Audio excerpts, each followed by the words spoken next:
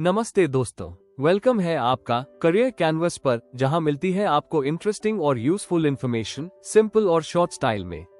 अगर आप नए हो तो सब्सक्राइब करना ना भूलना और बेल आइकॉन जरूर दबाओ ताकि कोई भी अमेजिंग अपडेट मिस ना हो जाए। तो आइए आरंभ करते हैं। प्रिय विद्यार्थियों, आज हम विश्व इतिहास के एक ऐसे महान साम्राज्य की कहानी समझने जा रहे हैं जिसने मानव सभ्यता की दिशा ही बदल दी। ये था पर्शिया का अकीमेनिड एम्पायर। लगभग 1000 बीसीई से 500 सीई के बीच दुनिया में कई शक्तिशाली सिविलाइजेशंस उभरी, लेकिन पर्शिया का यह एम्पायर अपनी विशालता, प्रशासनिक कुशलता और सांस्कृतिक सहिष्णुता के कारण सबसे अलग और महान माना जाता है। ये साम्राज्य केवल युद्ध जीतने वाला राज्य नहीं था, बल्कि यह एक ऐसा ऑर्गेनाइज्ड पॉलिटिकल सिस्टम था जिसने शासन की कला को नई ऊंचाइयों तक पहुंचाया। इसका विस्तार इतना विशाल था कि यह इंडस वैली से लेकर इजिप्ट तक और सेंट्रल एशिया से एजियन सी तक फैला हुआ था, जो उस समय की दुनिया का लगभग आधा हिस्सा था। सोचिए, उस युग में जब कम्युनिकेशन और ट्रांसपोर्ट के साधन बहुत सीमित थे, तब इतना विशाल टेरिटरी संभालना कितना अद्भुत कार्य रहा होगा। पर्शियंस ने प्रशासन के ऐसे एडवांस मेथड्स बनाए जिन्हें बाद में ग्रीक्स, रोमन्स और इस्लामिक कैलिफेट्स ने भी अपनाया। इस एम्पायर की एक और खासियत थी इसकी रिलीजियस टॉलरेंस। यहाँ अलग अलग धर्मों और संस्कृतियों को सम्मान दिया जाता था, जिससे लोग विद्रोह करने के बजाय लॉयल्टी दिखाते थे। महान रूलर्स जैसे साइरस द ग्रेट और डारियस आई ने न केवल युद्धों में विजय प्राप्त की, बल्कि गवर्नेंस को भी एक कला बना दिया। साथ ही उनका स्पिरिचुअल आधार ज़ोरोआस्ट्रियनिज्म था, जिसने सत्य, नैतिकता और न्याय पर जोर दिया। इसलिए पर्शिया का इतिहास केवल राजाओं और युद्धों की कहानी नहीं है, बल्कि यह लीडरशिप, यूनिटी और सिविलाइजेशन डेवलपमेंट की प्रेरणादायक गाथा है, जिसे समझना हर विद्यार्थी के लिए अत्यंत आवश्यक है। विद्यार्थियों, किसी भी महान साम्राज्य की शुरुआत अचानक नहीं होती, उसके पीछे संघर्ष, रणनीति और विजन छिपा होता है। अकीमेनिड एम्पायर की स्थापना 6th सेंचुरी बीसीई में साइरस II, जिन्हें इतिहास साइरस द ग्रेट के नाम से जानता है, ने की थी। उनके उदय से पहले ईरानियन प्लेटो में कई ट्राइब्स रहते थे, जैसे मीड्स और पर्शियंस, जो आपस में अलग अलग शक्ति केंद्र थे। साइरस ने अपनी असाधारण लीडरशिप और डिप्लोमेसी से इन ट्राइब्स को एकजुट किया और मीडियन किंग को पराजित करके एक नए एम्पायर की नींव रखी। ये केवल सैन्य विजय नहीं थी, बल्कि यूनिटी की शक्ति का उदाहरण था।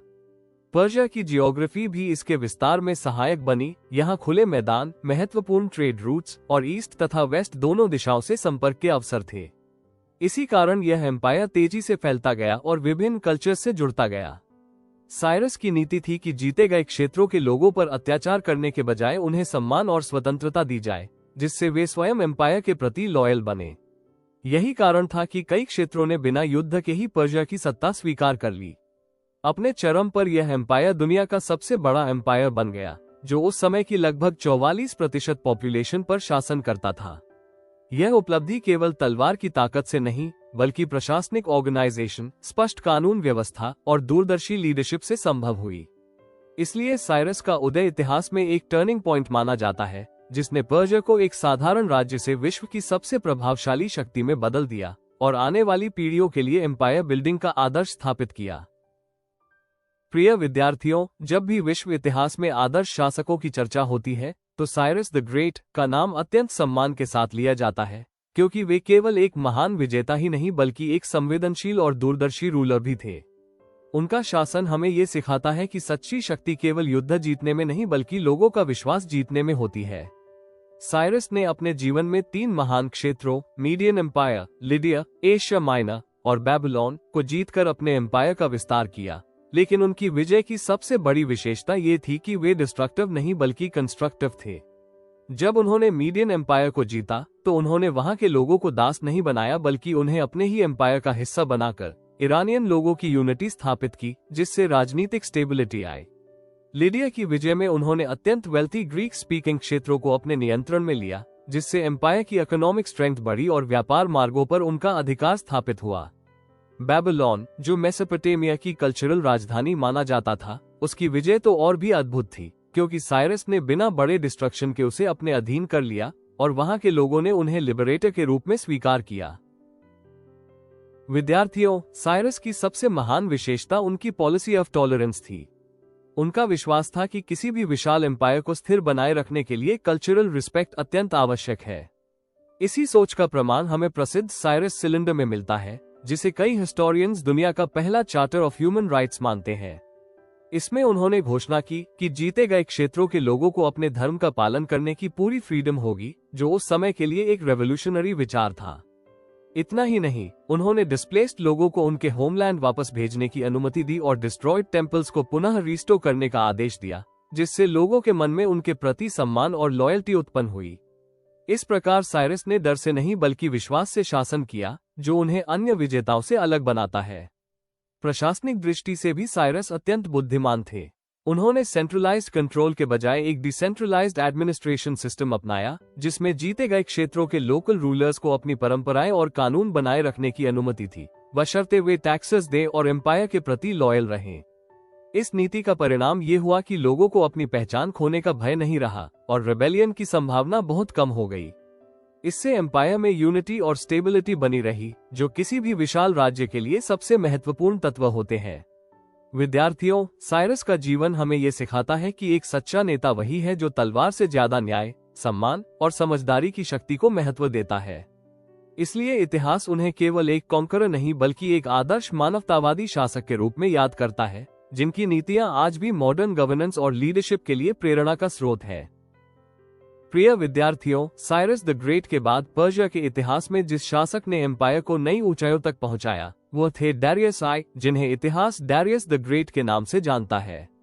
यदि साइरस ने एम्पायर की नींव रखी थी, तो डारियस ने उसे संगठित, मजबूत और स्थायी बनाया। उनके शासनकाल में प्रशासन, अर्थव्यवस्था, सेना और वास्तुकला चारों क्षेत्रों में ऐसे रिफॉर्म्स हुए जिन्होंने पर्शिया को विश्व का सबसे व्यवस्थित और शक्तिशाली एम्पायर बना दिया। सबसे पहले हम उनके एडमिनिस्ट्रेटिव ऑर्गेनाइजेशन को समझते हैं। डारियस ने इतने विशाल एम्पायर को नियंत्रित करने के लिए उसे कई सेट्रपीज यानी प्रोविंसेस में बांट दिया।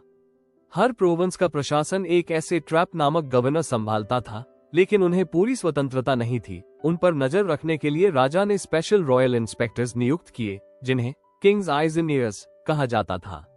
ये अधिकारी अचानक निरीक्षण करते थे और सीधे राजा को रिपोर्ट देते थे, जिससे करप्शन रुकता था, रॉयल अथॉरिटी मजबूत रहती थी और दूर दराज क्षेत्रों तक भी सेंट्रल कंट्रोल बना रहता था।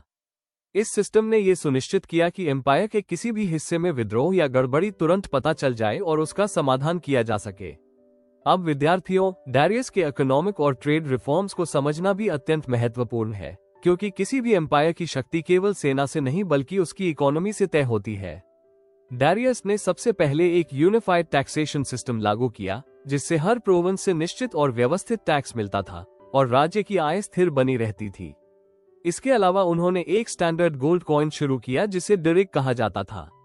इस कॉइन ने व्यापार को अत्यंत आसान बना दिया, क्योंकि अब अलग अलग क्षेत्रों की अलग करेंसी की समस्या खत्म हो गई। व्यापारियों को भरोसा हुआ कि एम्पायर की मुद्रा हर जगह स्वीकार की जाएगी, जिससे इंटरनेशनल ट्रेड तेजी से बढ़ा। डारियस ने कम्युनिकेशन और कॉमर्स को बढ़ाने के लिए एक विशाल रोड नेटवर्क भी बनवाया, जिसमें सबसे प्रसिद्ध था रॉयल रोड, जो सुशा से सार्डस तक फैला था।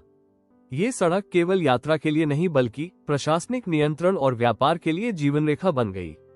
इसी मार्ग पर उन्होंने एक अद्भुत पोस्टल सिस्टम स्थापित किया, जिसके संदेशवाहकों के बारे में कहा जाता था, neither snow nor rain, nor heat nor darkness stage these couriers, अर्थात कोई भी प्राकृतिक बाधा उन्हें संदेश पहुंचाने से नहीं रोक सकती। ये सिस्टम उस समय की दुनिया का सबसे तेज कम्युनिकेशन नेटवर्क था। सैन्य शक्ति के क्षेत्र में भी डारियस ने एम्पायर को अत्यंत संगठित बनाया। उन्होंने एक प्रोफेशनल आर्मी तैयार की, जिसमें सबसे प्रसिद्ध यूनिट थी इमॉर्टल्स, 10,000 एलीट सोल्जर्स का दल। इन्हें इमॉर्टल्स इसलिए कहा जाता था क्योंकि जैसे ही एक सैनिक मरता या घायल होता, उसकी जगह तुरंत दूसरा सैनिक ले लेता था, जिससे सेना की संख्या हमेशा 10,000 बनी रहती थी। इससे दुश्मनों पर साइकोलॉजिकल प्रभाव पड़ता था कि यह सेना कभी कम नहीं होती और हमेशा तैयार रहती है। इस प्रकार डारियस ने मिलिट्री रेडीनेस को स्थायी बना दिया। अंत में विद्यार्थियों, डारियस के बिल्डिंग प्रोजेक्ट्स भी उनकी महानता का प्रमाण है। उन्होंने पर्सेपोलिस और सुशा में भव्य पैलेसेस बनवाए, जिनकी आर्किटेक्चर में मेसोपोटामियन, इजिप्शियन और ग्रीक स्टाइल्स का अद्भुत मिश्रण दिखाई देता है। ये इमारतें केवल राजमहल नहीं थीं, बल्कि एम्पायर की कल्चरल डाइवर्सिटी और इंपीरियल पावर का प्रतीक थी।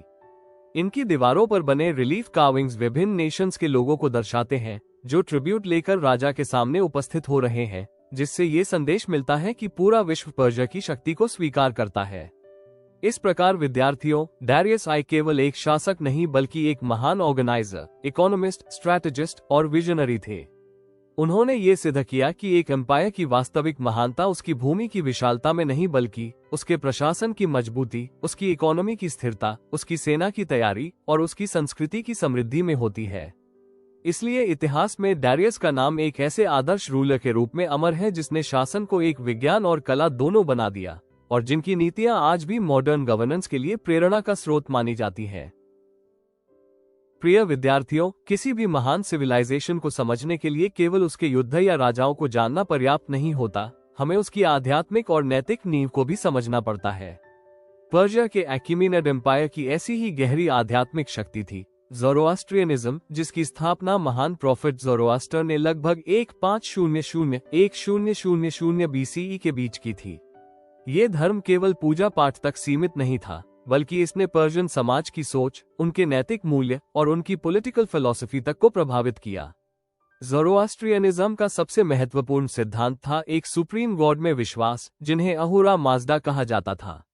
अहुरा माज़दा को सत्य, प्रकाश और न्याय का देवता माना जाता था, और यह विचार उस समय के लिए अत्यंत अद्भुत था क्योंकि उस युग में अधिकतर रिलीजन्स पॉलीथियस्टिक थे, यानी कई देवताओं की पूजा करते थे।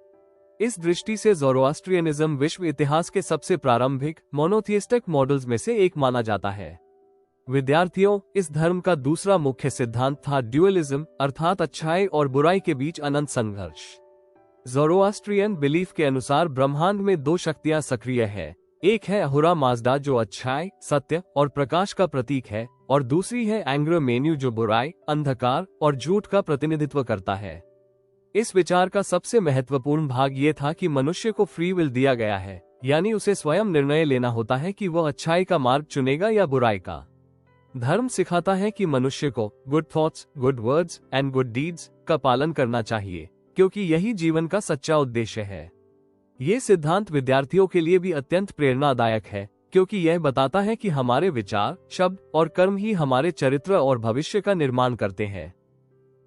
अब हम समझते हैं कि ज़ोरोआस्ट्रियनिज्म ने पर्शियन एम्पायर को कैसे प्रभावित किया। इस धर्म की एथिकल टीचिंग्स ने पर्शियन रूलर्स की नीतियों को गहराई से आकार दिया। शासकों ने न्याय को शासन का आधार बनाया, सत्य को सर्वोच्च मूल्य माना और लोगों के साथ सम्मानजनक व्यवहार किया। यही कारण था कि पर्शिया में स्लेवरी को हतोत्साहित किया गया और विभिन्न रिलीजन्स के लोगों को अपने विश्वासों का पालन करने की स्वतंत्रता दी गई। ये रिलीजियस टॉलरेंस उस समय के लिए अत्यंत दुर्लभ और प्रगतिशील विचार था। इस धर्म के सिद्धांतों ने एम्पायर को केवल राजनीतिक रूप से ही नहीं बल्कि नैतिक रूप से भी मजबूत बनाया, जिससे प्रजा में लॉयल्टी और विश्वास बढ़ा। इतना ही नहीं, ज़ोरोआस्ट्रियनिज्म के कई कॉन्सेप्ट्स जैसे हेवन, हेल, एंजल्स और फाइनल जजमेंट बाद में जुडाइज्म, क्रिश्चियनिटी और इस्लाम जैसे बड़े रिलीजन्स में भी दिखाई देते हैं, जिससे ये स्पष्ट होता है कि इस धर्म का प्रभाव विश्व इतिहास में कितना व्यापक और स्थायी रहा है। इस प्रकार विद्यार्थियों, ज़ोरोआस्ट्रियनिज्म केवल एक धर्म नहीं बल्कि एक नैतिक मार्गदर्शक था जिसने पर्शिया को एक न्यायप्रिय, सहिष्णु और आदर्श एम्पायर बनाया। ये हमें सिखाता है कि किसी भी समाज की वास्तविक शक्ति उसकी स्पिरिचुअल वैल्यूज और मॉरल प्रिंसिपल्स में छिपी होती है, और जब शासक तथा जनता दोनों इन मूल्यों का पालन करते हैं, तभी एक सिविलाइजेशन सच में महान बनती है। किसी भी महान एम्पायर की वास्तविक महानता केवल उसके अस्तित्व के समय तक सीमित नहीं रहती, बल्कि उसके विचार, उसकी व्यवस्था और उसकी संस्कृति आने वाली पीढ़ियों को भी प्रभावित करती है। यही बात अकीमेनिड एम्पायर के बारे में बिल्कुल सत्य है। इस एम्पायर की सबसे बड़ी विरासत उसका एडमिनिस्ट्रेटिव सिस्टम था, जिसमें प्रोविंसेस, टैक्सेशन सिस्टम और पोस्टल नेटवर्क जैसी व्यवस्थाएं शामिल थीं। बाद में रोमन एम्पायर और इस्लामिक गवर्नेंस ने भी इन्हीं प्रिंसिपल्स को अपनाया, जिससे ये सिद्ध होता है कि पर्शिया की प्रशासनिक व्यवस्था कितनी एडवांस और प्रैक्टिकल थी। इसके अतिरिक्त पर्शिया की रिलीजियस टॉलरेंस पॉलिसी ने भविष्य के एम्पायर के लिए एक आदर्श मॉडल प्रस्तुत किया, क्योंकि इससे ये स्पष्ट हुआ कि विभिन्न धर्मों और संस्कृतियों को सम्मान देने से राज्य अधिक स्थिर और शांतिपूर्ण बनता है। पर्शियन रूलर्स ने कल्चरल ब्लेंडिंग को प्रोत्साहित किया, जिससे अलग अलग जातियों, भाषाओं और ट्रेडिशंस के लोग एक साथ हार्मनी में रह सके। परिणामस्वरूप एम्पायर कला, व्यापार और इनोवेशन का एक महान सेंटर बन गया, जहां नए आइडियाज और स्किल्स का आदान प्रदान होता था।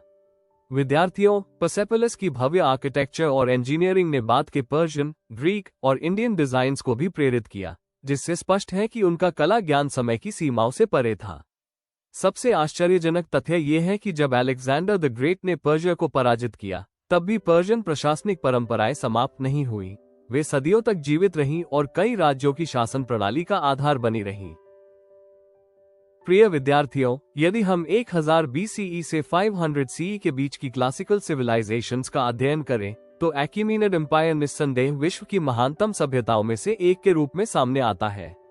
महान रूलर्स जैसे साइरस द ग्रेट और डारियस आई ने केवल विशाल एम्पायर ही नहीं बनाया, बल्कि एक ऐसा पॉलिटिकल और कल्चरल सिस्टम स्थापित किया जो टॉलरेंस, एफिशिएंसी और यूनिटी पर आधारित था।